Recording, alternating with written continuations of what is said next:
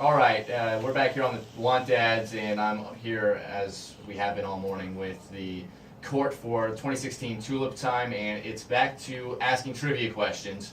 And you asked me one very relevant to Tulip Time. I have one I feel pretty confident that nobody's going to know the answer to. So how about we go back to your question first? What exactly was the question? How many tulips were blooming at the very first Tulip Festival in 1935?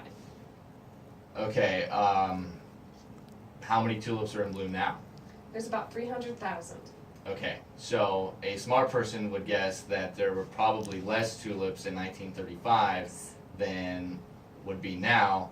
I'm going to guess 100,000. That is incorrect. Wow, imagine that.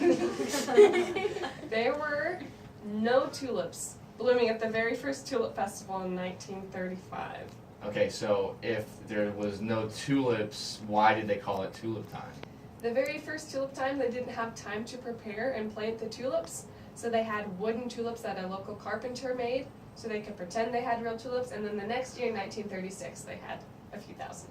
All right, so that sounds like a great idea. It's still Dutch. I'm sure it still looked Dutch. I'm sure it was still a very good time. But all right, fair enough. Nice little trick question there. For my question, I am, really obsessed with local history, and I was curious as to why Marion County is named Marion County. It is named after a person who is the namesake for Marion County, Iowa. We're not sure, but our guess is a local mayor or governor. Okay, so that's wrong. And the actual answer is Francis Marion, who was a brigadier general from South Carolina in the American Revolutionary War. Don't quote me on any kind of connection he has with South Central Iowa or Knoxville or Pella or any of those other towns.